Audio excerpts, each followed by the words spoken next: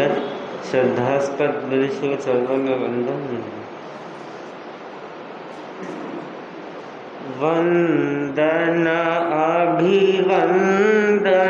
स्वीकारो तारणहार। वंदन अभिवंदन स्वीकारो तारणहार। तेरी महिमा अपरंपार। वंदन अभिवंदन तेरी महिमा अपरंपार। वंदन अभिवंदन।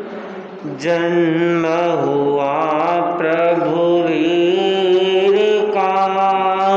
जन्म हुआ प्रभु वीर का। बना कुंडलपुर गुलजार। वंदन अभिवंदन भर गए सभी भंडार। वंदन अभिवंदन तेरी महिमा अपरंपार। वंदन अभिवंदन। शूलपाणि और संगमनि।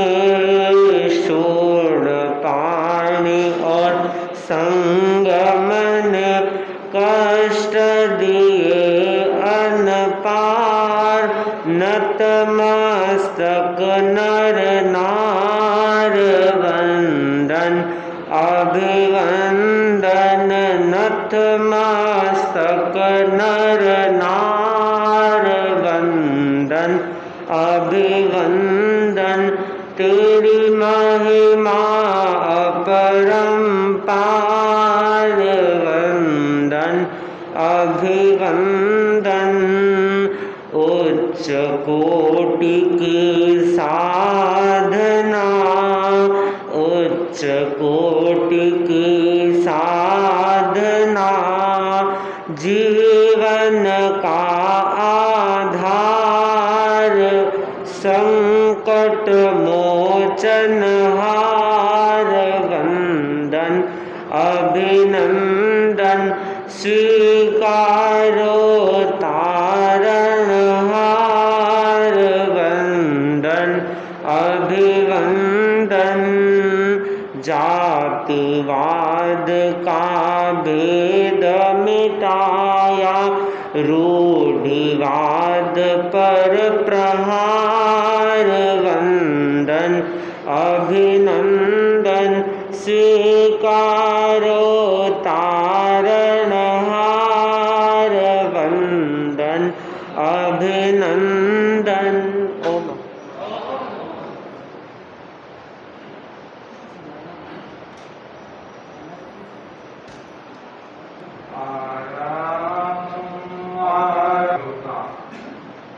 भगवान महावीर स्वामी के कृष्णा में कोटि शरणा। रुद्राम आकृति महामंत्र के चरण में कोटि शरणा। उन्हें उपवास के धार्मिक में आया रहेगा। आगमवाणी है।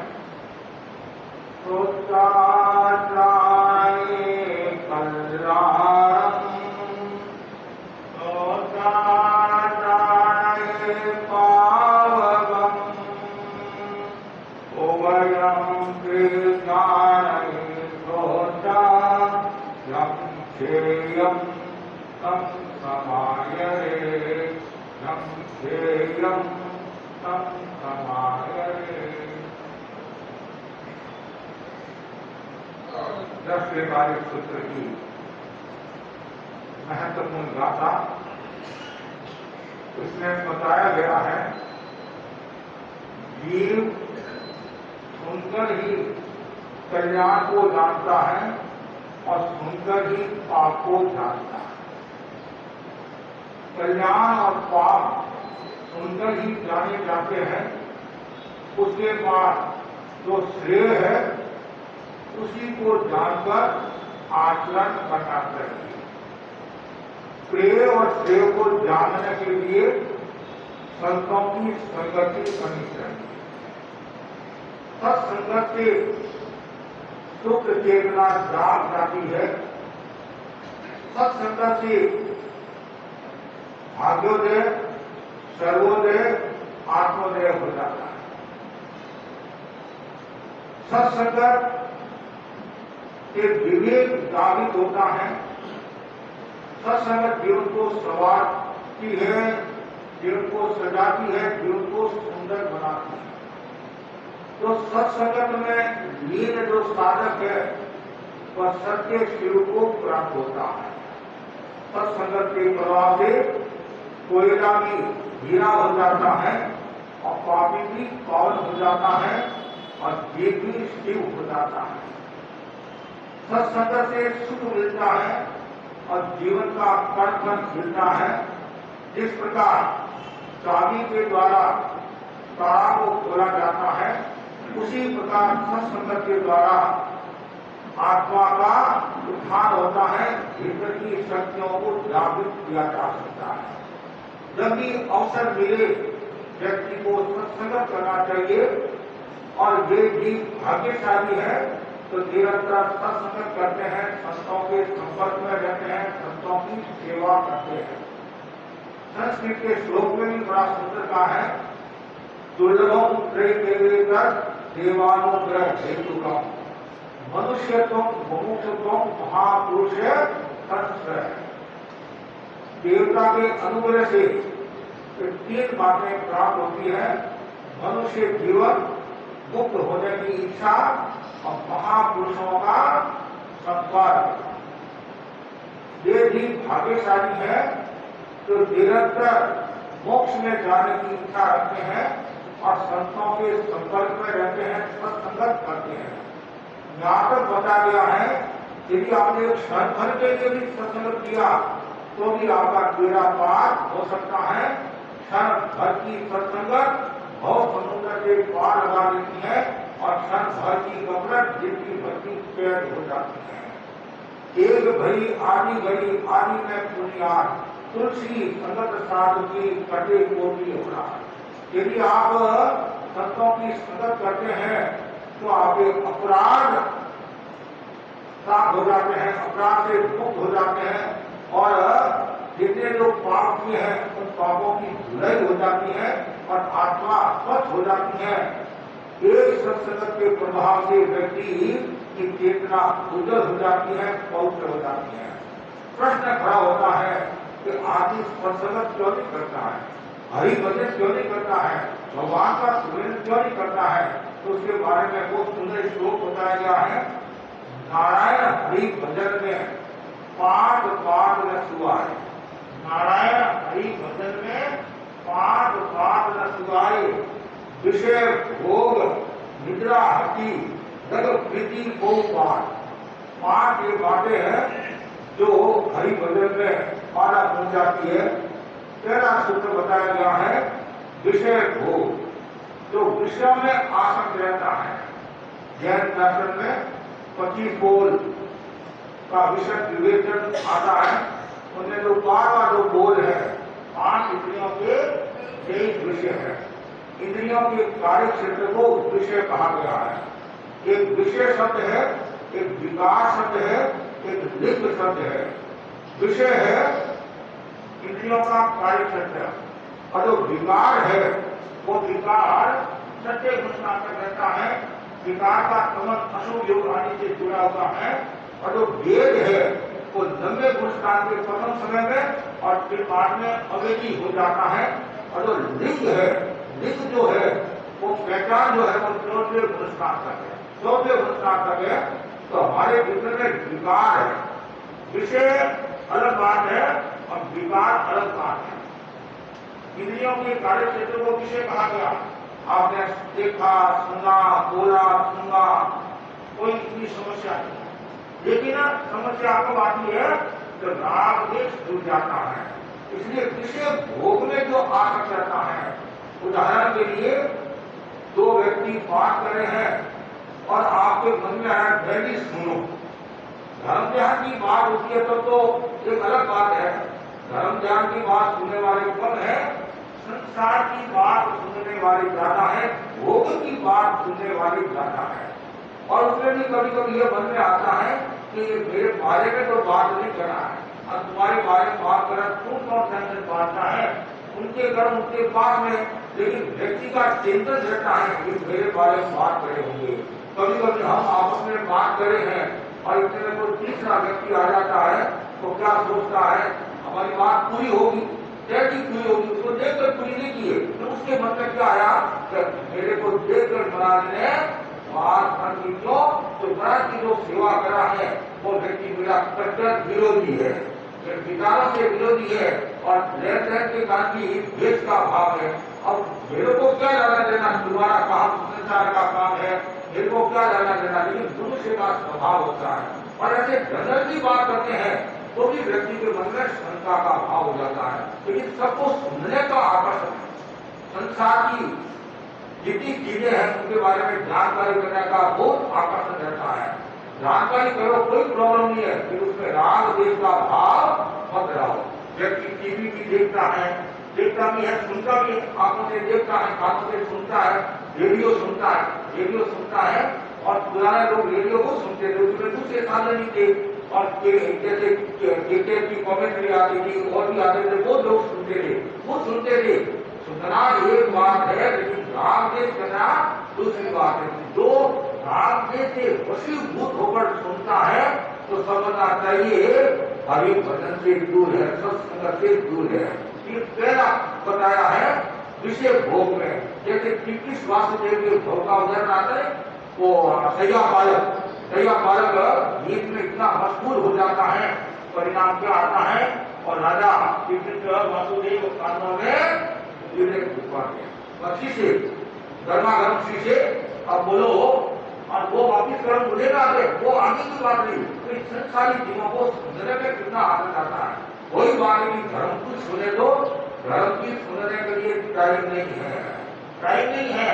जितनी बातें करेंगे, ऑफिस में बातें करेंगे और सीढ़ियों में बातें करेंगे, तो महाराज का प्रवचन का समय है, या प्रवचन सुन लो 2 मिनट 10 बजे और 10 मिनट में 2 मिनट हो गए, कभी कुछ इधर शुरू हो जाती है। महाराज टाइम हो गया है, हम टाइम के पक्के हैं, बहुत अच्छी बात है, टाइम के पक्के हैं, तो फिर बीच में बात क्यों करते हो कि महाराज वो तो संसारी जीवन बात करनी पड़ती है, तो वो संसारी जीवन नहीं, धर्म की बात कर लो, धर्म की बात कर लो, लेकिन बहुत मुश्किल काम, पहला सरल है, बहुत मुश्किल काम है। इसलिए सत्संग क्यों नहीं कर पाता है, विषय भोग, सुनने में आसक्ति, ऐसी देखने में आसक्ति, मतलब कोई नई पहन आ गई या पुरानी पहन आ गई, नया कपड़ा पहनकर आ गई, कलकत्ता का वेश पहनकर आ गई है, कलकत्ता का वेश पहनकर आई और सरकार नजर उधर चली जाती है और मेरा प्रवचन चल रहा है, तो प्रवचन तो बड़ा रोजा भी सुना दे है, ये भाई नई आई है, इसको पहले देखे, इसको पहले देखे, अरे तू सुनने के लिए आई है,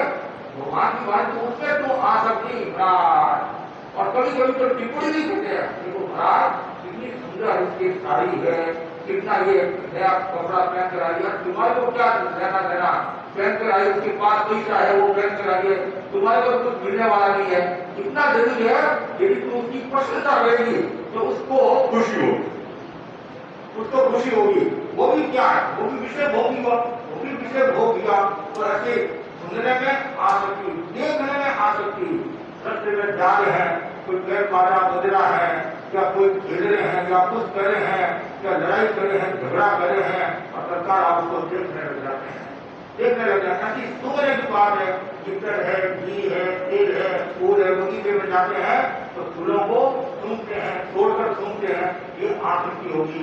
खाने में, पीने में, चखने में, बोलने में यदि आसक्ति होती है तो कर्मों का बंधन, विश्वास तो लोग हाथ लगाते हैं, आगे लगाते, विश्वास करते, उसमें वो आनंद की अनुभूति होती है। तो जहाँ विषय भोग है वहाँ सत्संगत नहीं।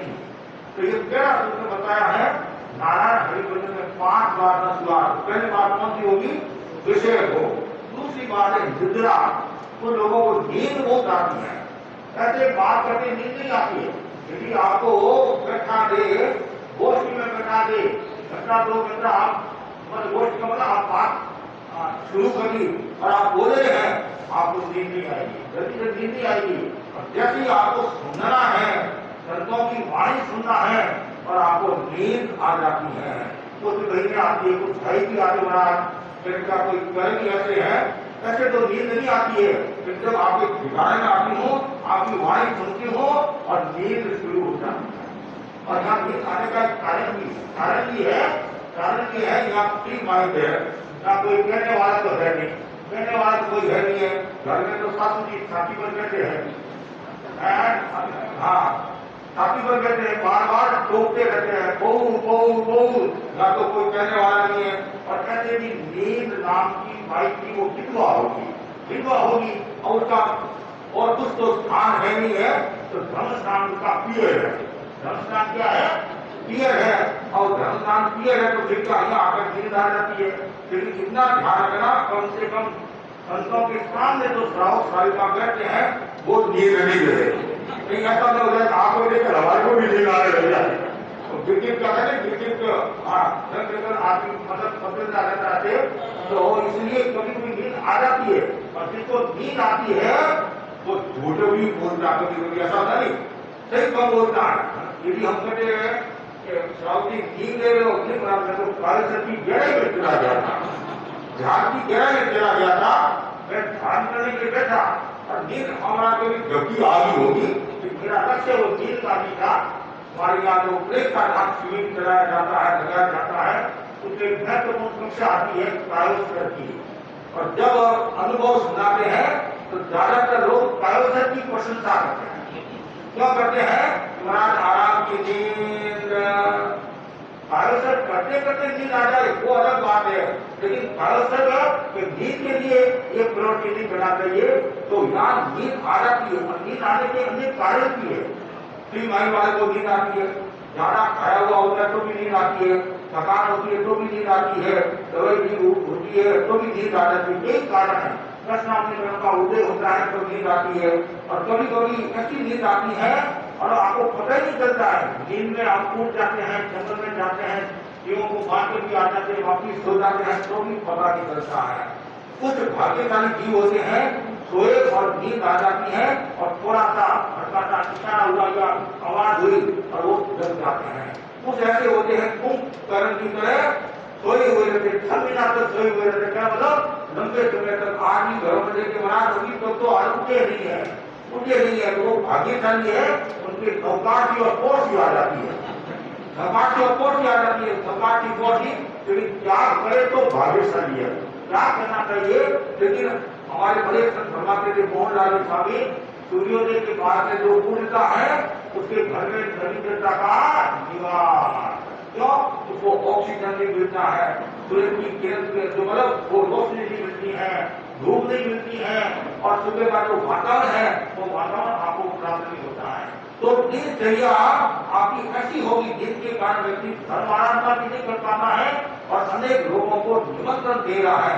इसलिए नींद को छोड़ो और जीवन को मोड़ो। ऐसे तो स्वस्थ आदमी के लिए 5 घंटा नींद जरूरी है, बच्चे है तो 7-8 घंटा नींद जरूरी है, स्वास्थ्य के लिए शरीर के नींद की आवश्यकता है। लेकिन अच्छी नींद भी काम की नहीं है। दिग्गज वो बनेगा, हमारे यहाँ होता है सारू नींद को वो माना दे, नींद को वो माना दे। और जो नींद में डूबा हुआ रहता है वो सत्संगत कर नहीं पाता है। तीसरा जो सूत्र बताया हंसी, जो व्यक्ति हंसी मजाक करता है, अट्टहासों की वजह वो सुंदर का है आत्मा में, साधु को अट्टहास नहीं करना, चेहरे पर मुस्कान का भाव रखना, प्रसन्नता का भाव रखना, लेकिन हंसी मजाक नहीं करना। धर्मस्थ है, कभी हंसी मजाक हो जाती है, विनोद भी हो जाता है, लेकिन ऐसी हंसी मजाक नहीं होनी चाहिए, इतना अट्टहास नहीं होना चाहिए जिससे दिल शासन की प्रभावना हो और दिल शासन की अवहेलना हो और साधु की संग की अवहेलना हो। ऐसा कभी कार्य नहीं करना चाहिए। श्रावकों को भी ध्यान रखना चाहिए और साधुओं को भी ध्यान रखना चाहिए। कभी कभी देखते हैं आपस में इतनी मजाक करते हैं, इतनी मजाक करते हैं, कुछ तो सहज कर लेते हैं कि आदि हो गए, कुछ लोग सहज नहीं कर पाते हैं, तो कभी कभी अर्थ का अनर्थ हो जाता है और व्यक्ति गर्द ले लेता है और गर्द कदम उठा लेता है। इसलिए हंसी मजाक से दूर रहना चाहिए। कालूनी राज जी हमारे छोटे शब्दों को भरवा देते हैं, कि हंसना नहीं चाहिए। हंसिए नहीं दीवार, हंसिया को हर बार आगे, हंसियार को हर बार घुट जाए जल होके। और ज्यादा हंसने से लोग उसको पागल करते हैं और उसकी इज्जत जाती है, लोग जेल मतलब बुरे आदमी उसको कहते हैं। तो इसलिए परिस्थिति देखकर व्यक्ति को कहना चाहिए और हाथ से बचना चाहिए। और बहुत लोग मुझे बताया है जगत प्रीति, संसार से प्रेम। कुछ लोगों को संसार से बहुत प्रेम होता है, परिवार से इतना प्रेम होता है, इतना मोह होता है, जिसके कारण वो सत्संगत कर नहीं पाता है। मतलब घर के सदस्यों के प्रति इतना मोह होता है, बेटे के प्रति, पोते के प्रति, दोहिता के प्रति, दोहिती के प्रति, पति के प्रति, सास आदि की इतना मोह होता है। कभी कभी कहते हैं भाई तुम व्याख्यान सुनने के लिए क्या करें, पोते को रखना पड़ता है, पोती को रखना पड़ता है, क्योंकि काम बहुत रहता है। अरे वो काम रहता है, ये भी तो एक काम है, ये भी तो एक काम है। आप एडजस्टमेंट करके कम से कम सुबह का व्याख्यान तो सबको सुनना चाहिए। कुछ भी हो जाए, कितना भी काम हो, सुबह के व्याख्यान को कभी नहीं छोड़ना चाहिए। क्यों? सुबह का जो व्याख्यान होता है वो सूत्र का व्याख्यान होता है, आगम आधारित व्याख्यान होता है। और तरोताजा जैसे दाल का सीरा है और सुबह खाया जाता है, रात को नहीं खाया जाता है। रात को खाएंगे तो गड़बड़ हो जाती है। रात को हल्का भोजन करते हैं, सुबह भी थोड़ा ज्यादा भी हो जाता है, ठोस पदार्थों का भी सेवन हो जाता है, तो दिन भर में आप बता देते हैं। सुबह का जो समय होता है तरोताजा होता है, उसमें लोगों की इच्छा रहती है भगवान की वाणी सुने, कानों में भगवान की वाणी सुने और रोही जोर की तरह हमारे जीवन में भी बदलाव आ जाए। और रात का जो समय होता है उसमें गहरी बातें नहीं बताते हैं, भगवती सूत्र की गमा की ये बातें नहीं बताते, नहीं बताते हैं। रात का जो समय होता है, दिन भर का आदमी थका मारा होता है, दिन भर वो काम करके आया है और गहरी बातें बताएंगे तो वो उनको नींद आने लग जाएगी। तो वो लोग भी कहते हैं रात को सरस मतलब सामान्य बताओ, दिल उपयोगी बातें बताओ। इसलिए हमारे पुराने साधु साथी रात को रामायण बांधते थे और उनकी ग्रंथ बांधते थे, आख्यान बांधते थे और साथ साथ में तत्वज्ञान की बात करते थे। जो आख्यान भी सुनाते हैं, कहानी भी सुनाते हैं, वो भी आगम से संबंधित ही है, अध्यात्म से संबंधित है। लेकिन अब सुबह का थोड़ा प्रवचन होता है वो थोड़ा गहरा होता है, वो दाल के सिरे के समान होता है। रात का जो प्रवचन होता है वो भुजिया के समान होता है, भुजिया के समान होता है। भुजिया तो चलता भुजिया कोई भी खा लेता है।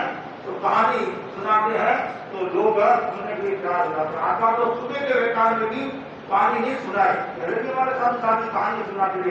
पहले आगम का व्याख्यान सुनाते थे ऊपर का, और आगम का फिर ऊपर का व्याख्यान सुनाते थे। चंदन माला की कहानी है, धन्ना की कहानी है, काली बकरी की कहानी है। तो क्या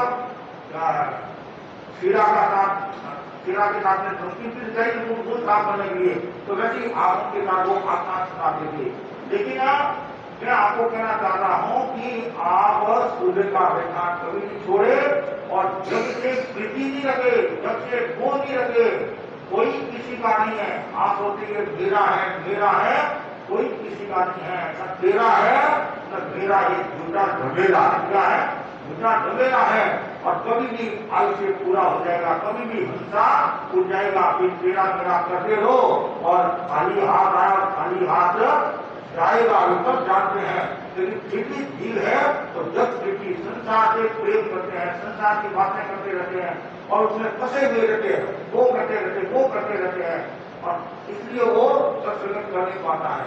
बाकी जो नाट्य जो बात हो गई वो बात, कुछ लोग ऐसे होते हैं बड़बोले होते हैं, इस पर बोलते रहते हैं, दूसरों की वो नहीं सुनते हैं और कुछ सुनाते रहते हैं। लेकिन उसकी भी एक सीमा, जो बहु बार जो ज्यादा बोलता है, बड़बोला होता है, उसका विश्वास भी उठ जाता है। यहाँ तक बताया गया है तो ज्यादा बोलता है कि वो नमक मिर्च लगाएगा, नमक मिर्च लगाएगा तो असत्य की संभावना बनी रहती है, असत्य की संभावना बनी रहती है। ज्यादा बोलेगा, आपकी बात कितनी होती है? 2 4 होते हैं, एक का राजा एक की रानी, दोनों भर के खत्म कहानी, ये कहानी होगी और कहानी का विस्तार भी देते हैं और विस्तार देना कोई बात नहीं है। अब ज्यादा बोलते तो कोई समस्या नहीं है, तो अनावश्यक नहीं बोलना और ऐसे शब्दों का प्रयोग नहीं करना जिससे कर्मों का बंधन होता हो। तो वो बात ज्यादा बोलने वाला व्यक्ति भी सत्संग नहीं कर पाता। बताता है ये 5 सूत्र है, इनके कारण आदमी हरि भजन करता है। तो हरि भजन में 5 बातें शुरुआती है। कौन सी है?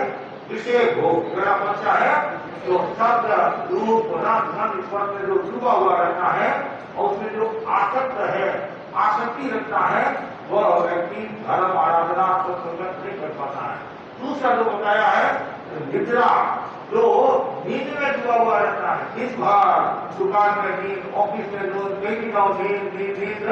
और तीसरा जो है हंसी मजाक, जो अट्टहास करता रहता है, अनावश्यक हंसी मजाक करता रहता है। कैसे भी हंसी मजाक से बचना चाहिए व्यक्ति को। और चौथी जो बात है जग प्रीति, जब के जिसका मोह ज्यादा होता है, परिवार से मोह ज्यादा होता है, वो भी सत्संग कर नहीं पाता है। 5 का जो बताया है वो 5 बड़बड़े होते हैं, वो सत्संग कर नहीं पाते हैं, वो फिर सत्य की साधना कम करते हैं, असत्य का भाव ज्यादा रहता है। लेकिन कुछ लोगों को रस भी आता है, कुछ लोगों को रस भी आता है। कोई व्यक्ति बात रखता है, वो बात इस हिसाब से रखता है तो लोगों को भी रस आता है। तो ये लोग सीरियल आता है, सीरियल जैसे टीवी पर सीरियल आता है तो कुछ लोग ऐसे होते हैं वो उस हिसाब से बात करते हैं और ऐसे बोर्ड पर अगर छोड़ देते हैं तो लोगों का आकर्षण बना रहता है कि आगे चलाओ, तो आज तो समय हो गया, कल आना। जैसे हमारे साधु संत पानी सुनाते नहीं, ऐसे बोर्ड पर अगर छोड़ते हैं तो आकर्षण आएगा, आगे क्या होगा, तो दूसरे तरफ सुनने के लिए आ जाते हैं। तो देखिए 5 बातों वाला व्यक्ति वो धर्म आराधना सत्संग नहीं कर सकता है। और सत्संग कौन करेगा?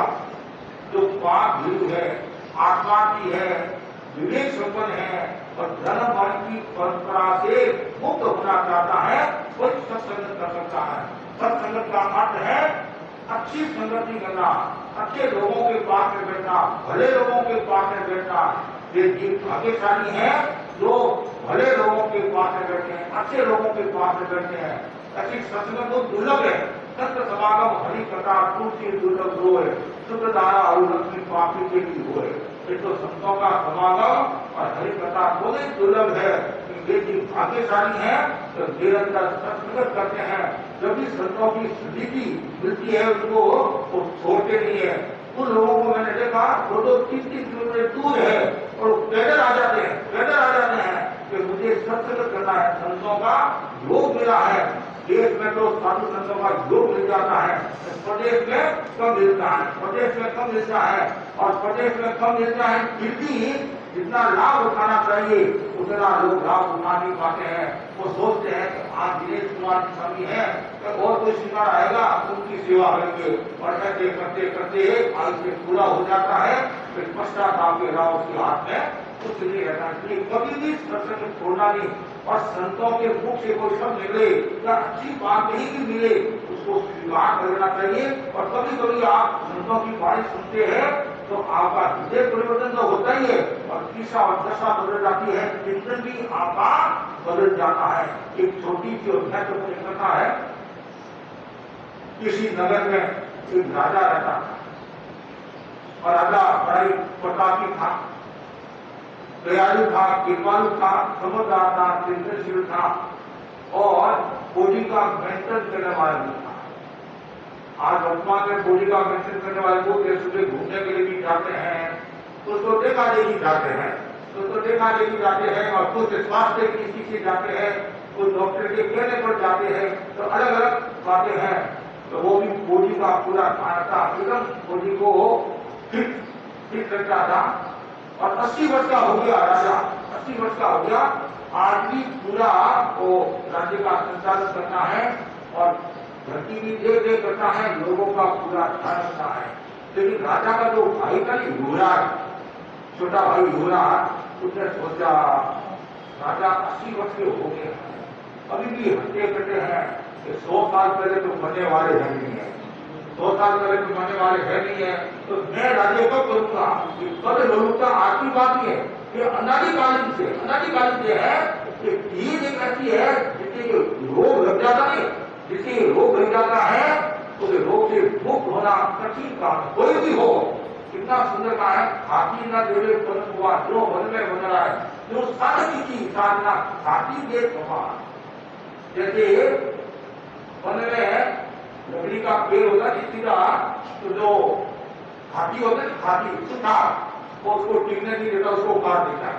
खाती का देवे पंतुआ जो हल्के बन रहा है, जो साधक की साधना, खाती एक हवा कोई साधक हो गया और वो खाती का भूखा है, प्रसन्नता का भूखा है, तो उसकी साधना धूमिल हो जाती है।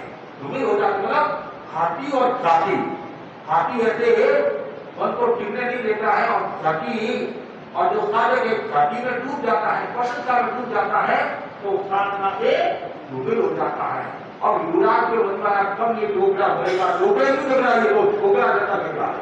आदमी कुछ लोगों को देखते हैं ऐसे शरीर से तो डोबरा लगते हैं, लेकिन उसका आचरण आदि है तो नौजवान डोबरे जैसा लगता है।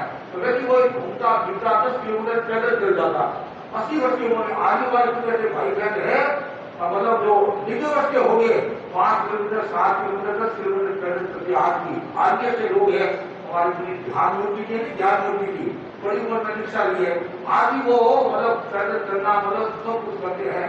तो आज पूरी धर्मची की समय को देख लो, धर्मची समाज की उम्र में भी मतलब हमारे से वो आगे करते हैं, और इतनी उनकी तेज चाल है, हम पीछे रह जाते हैं, वो हमारे से बहुत आगे निकल जाते हैं। तो आज भी ऐसे लोग हैं। तो राजा की अब राजा का जो भाई का युवराज, उसने सोचा कभी वो मरे करे मैं राज छोड़ू, फिर मरने वाला तो लगा कि करूँ क्या भाई, ये ऐसे तो मैं मार नहीं सकता हूँ, फिर दिमाग लगाते। तो सत्ता के खातिर आदमी कुछ भी करने के लिए तैयार हो जाता है। वर्तमान में भी हम देखते हैं, भाई भाई को खत्म करवा देता है, पति पत्नी को खत्म करवा देती है, बाप बेटे को खत्म करवा देती है, ऐसे अनेक उदाहरण मिलते हैं। ये तो मनुष्य का स्वभाव है। तो उसने सोचा मैं भाई को मरवा दो तो मैं राजा कर सकता। अब भाई को कैसे मरो, भाई को कैसे मरो, कैसे मरवाऊं? तो एक नाई को त्याग किया। किसको त्याग किया? नाई को त्याग किया। नाई को त्याग किया तो तुम मेरे भाई को खत्म कर दे और मैं तुम्हारे को 5 लाख और 2 गांव बख्शीश कर दूंगा। पहले तो उसने मन में आया, मैं मेरे भाई राजा को पहले मेरा मालिक है, मुझे रोटी मिलती है, तो चिंता मत कर, 10 लाख और 3 गांव बख्शीश, जो में आकर आदमी कुछ भी कर सकता है। तो वह आया राजा के पास। राजन आपको पता है कल कौमुदी महोत्सव है, कल आपको फंक्शन में जाना है और गाड़ी बहुत बड़ी हुई है, तो आपको ये गाड़ी करा देना चाहिए, करा देना चाहिए। तो सही तुमने बहुत याद करा है, पर मुझे 12 बजे जाना है, कल तुम 10 बजे आ जाना, कल तुम 10 बजे आ जाना और मेरी सजावट गाड़ी करना। तो बात ठीक है। अब क्या होता है, ये राजा नहीं राजा, ये राजा सुबह सुबह घूमने के लिए जाता था, सुबह सुबह घूमने के लिए जाता था, और जो तालाब की पार है उधर घूम रहा था। इधर एक किसान अपनी भैंस को लेकर आता है और तालाब में वो स्नान करा रहा है, तालाब में स्नान करा रहा है और तुम उसको घिसरा, मतलब साबुन से आदि के जो साधन है घिसरा है।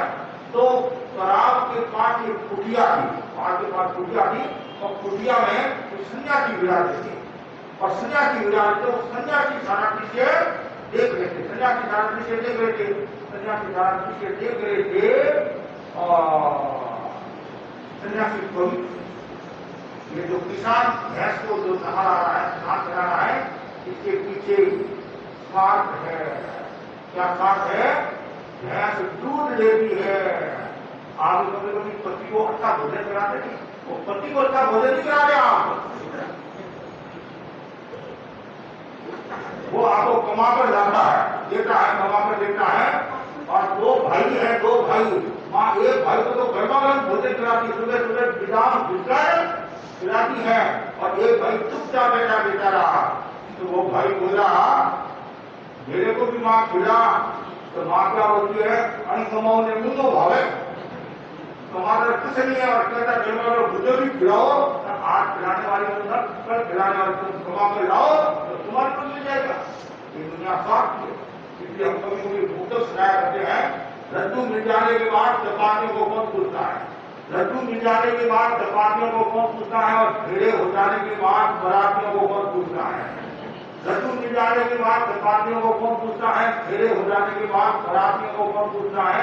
मैं तुम्हें सत्य की बात बता रहा हूँ, दोस्त जो मत कर। और काम निकलने के बाद साथियों को मत पूछना है, काम निकलने के बाद साथियों को मत पूछना है। गरज मिटी गुजरी नदी आकर समाधि है, चुनाव का समय अभी है, तो वो समाधि देख रही कि जब राजनेता की गरज होती है तो गली गली में घूमता है, मेरी लाज रखना, मेरी लाज रखना, मैं आपकी मीटिंग करना चाहता हूँ, मीटिंग करना चाहता हूँ। तो 5 वर्ष में एक बार आप वो हाथ जोड़ना, क्यों उसके साथ में, और वो जीतने के बाद में 5 वर्ष में आप उसको हाथ जोड़ते हैं कि मेरी लाज रखना, मेरी गली की लाज रखना, ये करना वो करना, ये है स्वार्थ। गरज मिट्टी गुजरी नदी ऐसा निकाल जाता है, गरज दिवाली गुजरी घर में बांधो फूट, हमने छाता घाती देखा पावे दूध। गरज होती है तो लोग 1 महीने की भी दूध पिला देती है, और गरज नहीं होती तो 100 महीने में भी छात नहीं डालती है, छाती डालती है, छाती डालती है।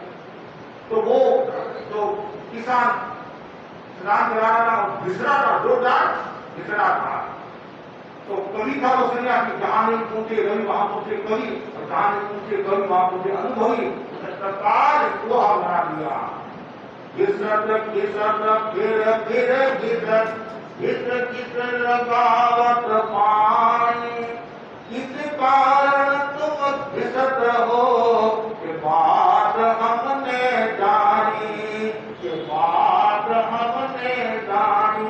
घिसर घिसर घिसर घिसर घिसर लगावत पानी, किस कारण तुम घिसत हो, ये बात हमने जानी। आप समझ गए होंगे क्यों घिसरा है, ये हमने जान लिया। और वो सन्यासी बार-बार उसको रिविजन करा, बार-बार रिविजन करा, घिसर घिसर फिर फिर घिसर घिसर लगावत पानी, किस कारण तुम घिसत हो, के बात हमने जानी। इसलिए कहा गया है ज्ञान कंठा नाम कंठा, ज्ञान कंठक हो गया तो बार-बार रिविजन चिताते रहो, ये तो भूल जाओगे। और राजा घूम रहा था तो राजा के कानों में सब पड़े, ये दुआ तो अच्छा है। सन्यासी के पास आया, सन्यासी को प्रणाम किया, और सन्यासी जी का आपने जो दुआ बोला है तो मेरे को याद करा दो। सन्यासी की पकड़ दे वो बोले दुआ कुछ नहीं है, 3 टुप्पो टुप्पटी मुग्गो, ये तो मैंने ऐसी जोड़ दिया है, आपने ऐसी जोड़ दिया होगा, लेकिन मेरे को ये कुछ अच्छा लगा है और आप मेरे को याद करा दो। और सन्यासी ने कहा राजा की भावना है, की भक्ति है, और तो सिखा दिया। और उसने गांठ लगा दी, इसको मेरे को भूलना नहीं है। रतन तो आते हैं चले जाते हैं, वापिस कमाऊंगा, धन वापिस आनेगा, लेकिन ये रतन वापिस आने वाला नहीं है। वापिस सन्यासी कहाँ मिले, कब मिले, कैसे हुए, और उसने एकदम पक्का कर दिया। बार-बार कहीं भी जाता, ऑफिस में, दुकान में कहीं भी जाता, कभी टाइम नहीं था, 2 मिनट का, 3 मिनट का, तो घिसता रहता, चिताना करता रहता। अब जैसे दूसरे दिन वो नाई आता है सजावट करने के लिए नाई आता है और वो कहता है, और जैसे वो उसका उल्टा दिखाता है तो उसका दिखाता है, उसकी धार लेता है, धार काटने के लिए ठीक थी, गला काटने के लिए धार ठीक थी, मतलब तीक्ष्ण देती। उसने सोचा कि तो गजब हो गया, क्या करोगे? राजा बोला जल्दी कर भाई, 11 बज रहे हैं। तो राजा हाथ तेज नहीं है, इससे डरने की क्या बात है, हाथ तेज करे, पानी पड़ा, ये सब साधन पड़े हैं, तो वो हाथ तेज करने के बेटा, फिर राजा ने सोचा कि मेरे पास में 2-4 दिन का टाइम है, तो क्यों परिवार में समय गंवाऊं, भगवान ने कहा है स्वयं हे गौतम संगति परमार मत कर, और तुझे तो वो हाथ तेज खड़ा है। इधर राजा बोल रहा है फिर लगावत पानी, किस कारण तुम घिसत हो, बात हमने जानी। जब ये कहा राजा ने स्वर सिखाए और नाई के कानों में स्वर पड़े और पड़ा नीचे, और ये होश हो गया। राजा ने कहकर ये क्या हो, तुम काम में जाना है, ये बाधा आएगी, केवल समस्या आएगी। राजा ने तो कुछ नहीं, हुआ क्या, पानी का छाटा दिया, होश में आया, होश में और उड़ गया, होश में आया। राजा ने हुआ क्या, कहने जैसी बात नहीं, क्या हुआ, क्या माफ करते हो तो मैं बताऊं, तो मेरे को राजा मारेगा तो गुना माफ। उसने सारी घटना सुनाई, सारी घटना सुनाने के बाद में और राजा को बोध हो गया कि मैंने सत्संग किया, संतों की सेवा की, दो आशिका जो मेरी जान बचा ली, तो यदि मैं नहीं सीखा हुआ होता तो मेरे प्राण गंभीर फूट जाते हैं। कहते हैं लोहे के कारण उनका चिंतन बदल गया, भावना बदल गई कि मेरे भाई तो मन में जो भावना आ गई है, जिसका मैं इतना ध्यान रखता हूँ, इतना प्यार करता हूँ, प्रेम करता हूँ, और भाई के मन में विकार है ऐसे राजे को, विकार है ऐसे राजा पड़ा को, सरकार भाई को बनाया, भाई ले राज मैं दीक्षा दे रहा हूँ। जैसे भाई ने सुना तो भाई को पता चल गया है, तो भाई के मन में भी ये भावना क्या है, पर कितना मैं नीचे चला गया, कितना मैं स्वार्थी हो गया, जो भाई मेरा इतना मान रखता है, इतना सम्मान रखता है, सारा काम मेरे पास करवाता है। एक तो राजा तो नाम का है, बाकी सारा काम मेरे पास कराता है, क्योंकि मेरे मन में ये भावना विकार है, मुझे भी संसार में नहीं रहना है। और नारी ने सोचा मैंने कितना अलग किया, मेरा राजा और राजा को मैं माना कि तैयार हो गया, विकार नहीं आत्मा को, और तीनों को घेरा हुआ, दीक्षा लेकर आत्मा का कल्याण कर दिया। और आपने से बहुत ऐसा है देख लेना है, ऐसा कोई नहीं होगा, ऐसा कोई नहीं होगा। हम तो पूजे की भावना भाने वाले हैं, तो कहने का मतलब सत्संग का कितना बड़ा प्रभाव है। एक शब्द से व्यक्ति की चेतना बदल जाती है। कभी कभी हम सुनते नहीं, तो आता है किला की पुस्तक का उपशम संवर विवे, एक शब्द बोले उपशम संवर विवे, कहानी लंबे समय हो रहा है। तो कहने का मतलब यह है एक उपशम शब्द से भी चेतना में बदलाव आ सकता है, संवर से चेतना में बदलाव आ सकता है, विवेक की चेतना में बदलाव आ सकता है। इसलिए व्यक्ति हमेशा सत्संग करे, अच्छी संगति करे, संतों का प्रवचन सुने, संतों की सेवा करे, संतों की उपासना करे, इन्हें फायदा ही फायदा है, नुकसान नहीं है। क्योंकि हर व्यक्ति को सत्संग का मौका नहीं मिलता, इसलिए कहा गया है साथ मिले पुनी पाक मिले, साथ मिले पुनी मात मिले, साथ मिले पुनी मात मिले, तो रात मिले योगी सुखदाई, नाद मिले गजबाद मिले, पर काज मिले मन वांछित आई, लोक मिले पर लोक मिले, तो लोक मिले वैकुंठ में जाई, सुंदर आए मिले सभी, एक दुर्लभ संत समागम भाई। बाकी सब चीजें आपको मिल सकती है, माता मिल सकती है, पिता मिल सकते हैं, भाई मिल सकता है, बेटा मिल सकता है, सबकी सुखदाई मिल सकती है, राशि मिल सकता है, हाथी घोड़े ऊंट भी मिल सकते हैं, और सब कार्य मिल सकते हैं जो आपके मन में है, जैसा आपको सब मिल सकता है। और लोग भी मिल सकता है, परलोक भी मिल सकता है, तो लोग भी मिल सकता है, वैकुंठ की भी व्यवस्था हो सकती है।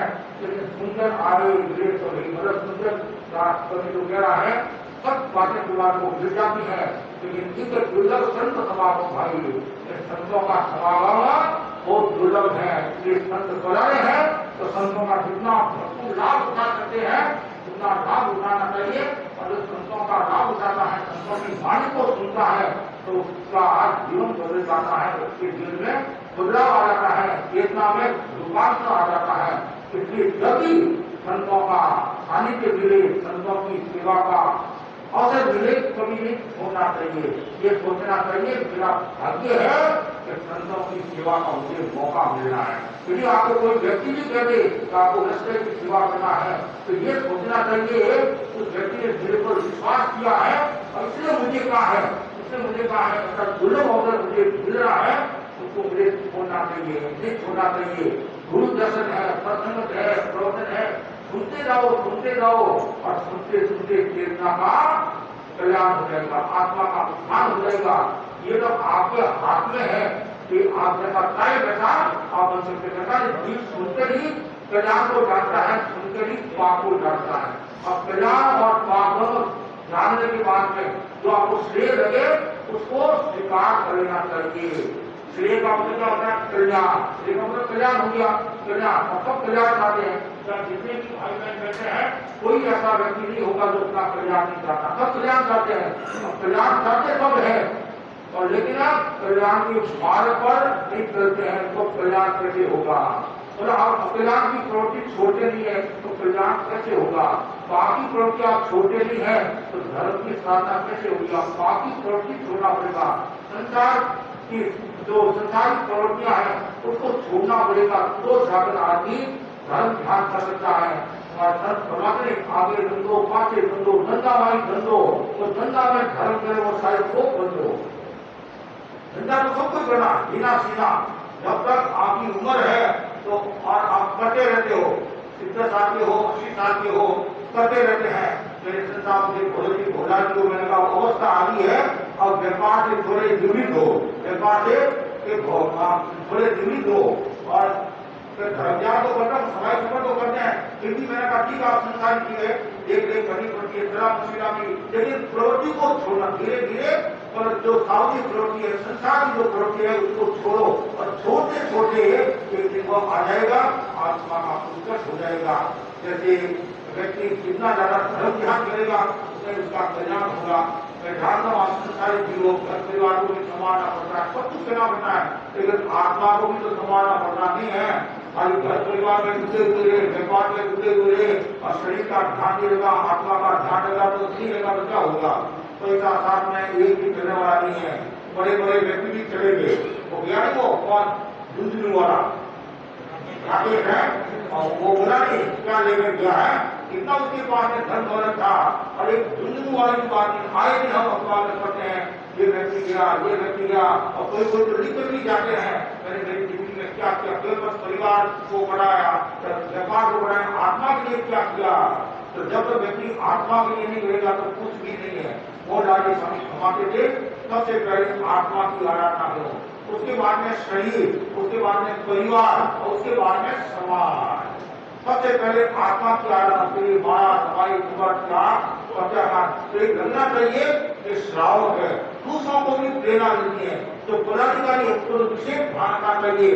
पदाधिकारी यदि त्याग विराग करते हैं या सफाई सुधार करते हैं, संस्था की सेवा करते हैं, तो उनका एक विशेष मूल्य होता है कि देखो ये इतने बड़े पोस्ट पर रहते हुए धर्म आराधना कर रहे हैं और अपनी आत्मा की आराधना करें, तो दूसरों को भी प्रेरणा मिलती है। ताकि शरीर का भी ध्यान रखना चाहिए, शरीर स्वस्थ होगा, दिनचर्या आपकी व्यवस्थित है, आत्मा सही है, तो आपकी आत्मा की आराधना अच्छी तरह से कर सकोगे। तो जिस परिवार के साथ जुड़े हुए हैं तो परिवार का भी ध्यान रखना चाहिए, और जिस समाज के साथ जुड़े हुए हैं तो समाज का भी ध्यान रखना चाहिए। अमेरिका के राष्ट्रपति कैनेडी से पूछा गया तो ये समाज के लिए क्या करता है, तो कैनेडी वापस पूरे हम देश के लिए क्या करते हैं, तो लोग कहते हैं समाज हमारे लिए क्या करता है, जो हमारी विकट समस्या आई, कष्ट आया, समाज ने कोई ध्यान नहीं दिया, तो वापिस अपनी छाती पर हाथ रख देखो मैं समाज के लिए क्या करूँ, मैं समाज के लिए क्या कर रहा हूँ। तो इस हाथ दे दो, इस हाथ दे दो, वो भी भावना नहीं रखनी चाहिए। भावना ये रखनी चाहिए कि मुझे एक समाज का भी ध्यान रखना है, कि मैं यदि समाज का ध्यान नहीं रखूंगा तो समाज का उत्थान कैसे होगा। कोई व्यक्ति धर्म ध्यान नहीं करता है, हिंसा में डूबा हुआ है, भोग में डूबा हुआ है, तो श्रावक को संभालता है और प्रेरणा देता कि संत आए हुए हैं तो दर्शन करो। और कभी कभी ऐसे भी हमारे श्रावक होते हैं तो साधु संतों को निवेदन करते हैं कि अमुक परिवार को आप संभालना, तो बड़ा दस्ते दूर हो गया है, दृष्टि चला गया है, या मान्यता में बदलाव आ गया है। तो यदि धर्म दलाली है वो भी समाज की सेवा है, समाज की सेवा है, तो समाज की सेवा के अनेक प्रकार है।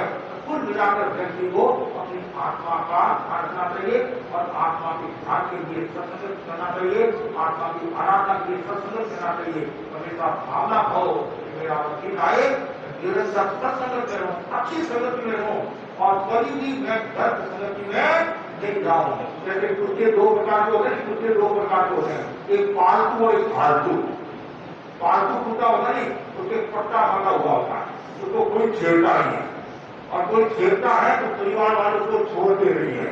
और फालतू कुत्ता होता नहीं, उसको सब छेड़ते हैं और उसको मारते रहते हैं, भगाते रहते हैं। तो लेकिन आदमी भी दो प्रकार का होता है, पालतू और एक फालतू हो। जिसके पल्लू का पट्टा लगा हुआ है वो तो है पालतू, सत्संग का जो पट्टा लगा हुआ है वो पालतू, जिसके सत्संग का पट्टा लगा हुआ नहीं है वो फालतू है। तो आप देखो पालतू हो या फालतू हो, तो फालतू में की आता है, फालतू में की आता है, नहीं आता नहीं की आता है। फालतू और फालतू तो आपके हाथ में है, आपको फालतू होना है, फालतू होना है। फालतू होना है तो दिनेश कुमार की सत्संग करते जाओ, गुरुदेव की सत्संग करते जाओ, धर्म की सत्संग करते जाओ, धर्म की आराधना करते जाओ। फालतू होना है तो आप पिता कहीं भी घूमो, लेकिन हम वो नहीं कहेंगे हम तो ये कहेंगे आप पालतू बनो, पल्लू का पट्टा लगा दो, सफेद का पट्टा लगा दो, फिर आपको ज्यादा जन्म बढ़ाना नहीं करना पड़ेगा। किसी आशा का ओ